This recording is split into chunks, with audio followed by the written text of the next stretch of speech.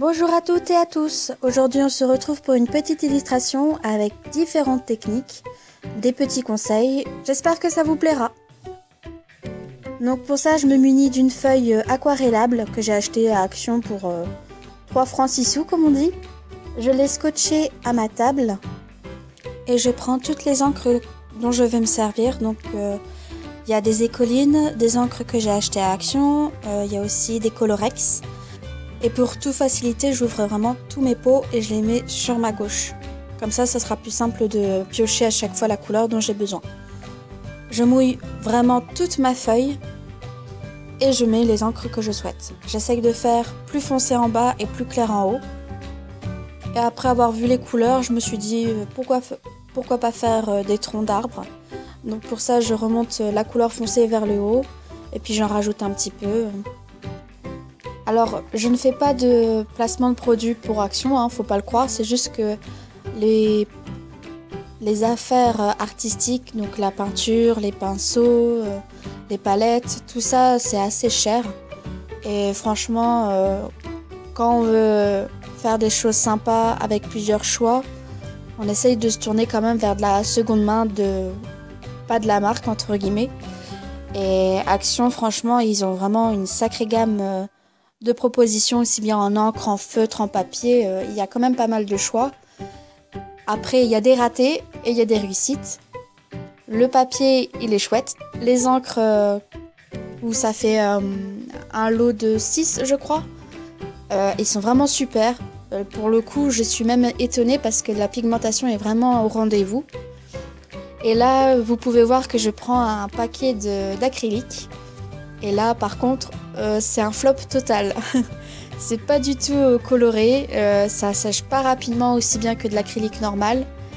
On dirait plus de la gouache, mais encore la gouache a plus de pigment que ça.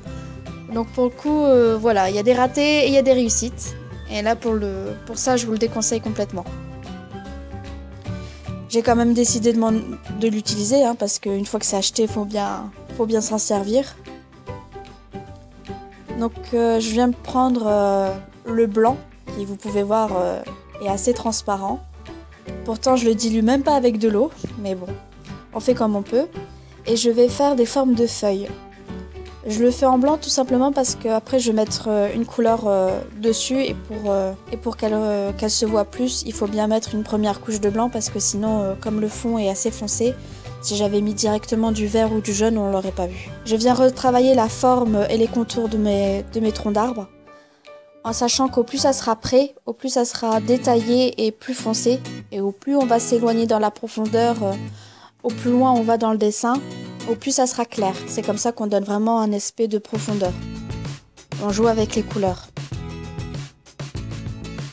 Si vous savez pas comment faire des arbres, je vous conseille de regarder ma vidéo où je fais 6 arbres différents. Ça pourra vous aider, vous donner des idées.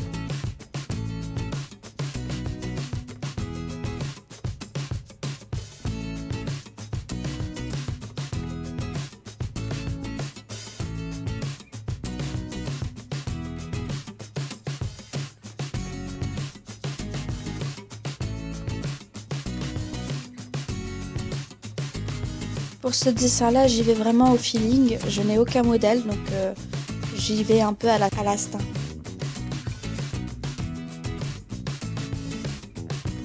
Les couleurs que j'utilise sont plus le ocre, le marron, un peu de jaune et du noir, et aussi du blanc également.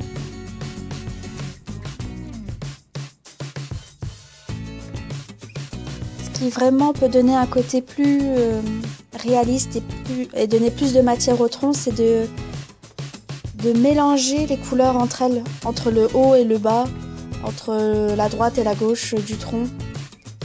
C'est pas en faisant un trait marron de haut en bas que ça va donner plus de matière. Il faut vraiment essayer de mélanger plusieurs couleurs à différents endroits. C'est vraiment ce qui va donner plus de forme, de volume, un effet de lumière aussi.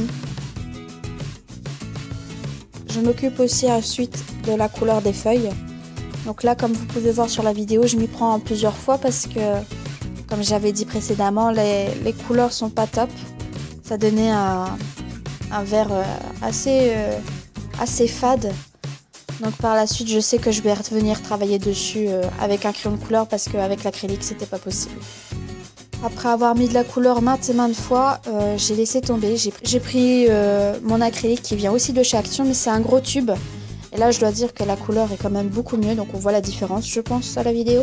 Et je vais aussi faire beaucoup plus de détails avec le crayon de couleur. Donc je vais faire des traits pour faire les veines et bien définir un peu plus les branches, parce que comme je vous l'ai dit, au plus on va loin dans les branches, au plus ça doit être fin. Et donc je préfère faire ça avec le crayon de couleur, comme ça je suis vraiment précise. Au niveau des techniques, si vous voulez faire comme moi et les superposer, je vous conseille de faire ce qui est le plus diluable avec de l'eau, avec quelque chose de plus compact. Donc c'est-à-dire qu'on va faire l'aquarelle, les écolines, l'encre de Chine en premier. Ensuite on va faire tout ce qui est peinture, donc gouache, acrylique, peut-être même du feutre. Et ensuite par au-dessus, on peut retravailler tout ça avec des crayons de couleur, de la craie ou des choses comme ça. Après, rien ne vous empêche de repasser encore un coup d'encre ou une autre technique, mais moi c'est dans cet ordre-là généralement que je les travaille. Je trouve ça plus simple et la seule chose qu'il faut prévoir, c'est un bon papier qui absorbe bien la matière et l'eau. Donc là, j'avais pris une feuille aquarellable, donc il n'y a eu aucun souci. Ça n'a pas abîmé le papier, il a bien supporté toutes les couches de peinture ou de feutre ou d'eau que j'ai pu mettre. J'aime bien aussi donner un peu plus de détails avec du Posca blanc. C'est vrai que ça peut être un peu brut, mais vous verrez que je vais rajouter du crayon de couleur au-dessus.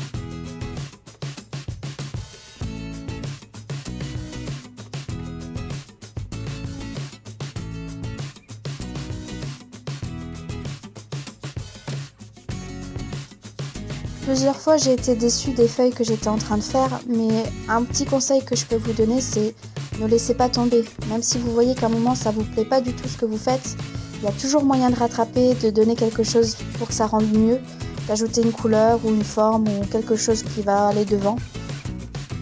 Sur le coup, j'ai vraiment eu du mal pour mes feuilles, mais à force de le travailler, de rajouter de la couleur, de le retravailler au crayon avec du Posca et tout ça, ça a fini par me plaire, heureusement, parce que je commençais à en avoir marre.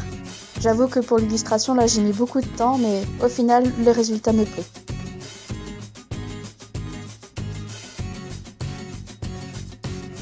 Je fais aussi les feuilles des arbres, donc je fais plein de petits points. Et pareil, je vais mélanger plusieurs verts différents. Donc un vert foncé, un vert clair, je vais rajouter du blanc à certains moments. C'est vraiment un jeu entre guillemets, d'ombre et lumière. En sachant qu'il faut que je prévoie aussi un vert plus clair, plus pâle pour les arbres qui sont dans le fond. Parce que comme le tronc est plus clair, les feuilles aussi doivent être plus claires.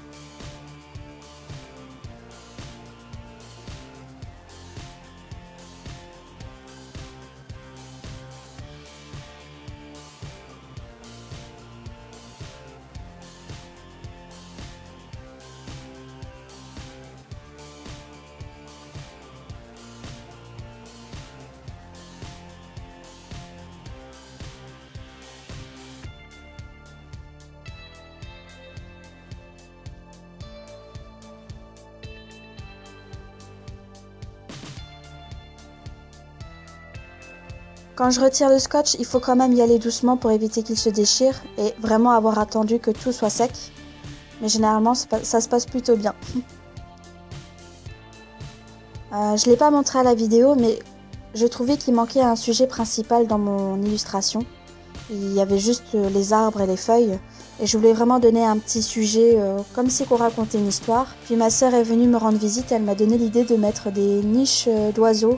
Une niche d'oiseaux plutôt dans un arbre. Tout de suite quand elle a dit ça, ça m'a donné un petit déclic et je voulais en faire plusieurs. Donc je les ai fait suspendre par les différentes branches des arbres. Et je me suis dit, mais il manque quand même quelque chose encore. Et j'ai décidé de faire un renard qui regarderait les niches en haut.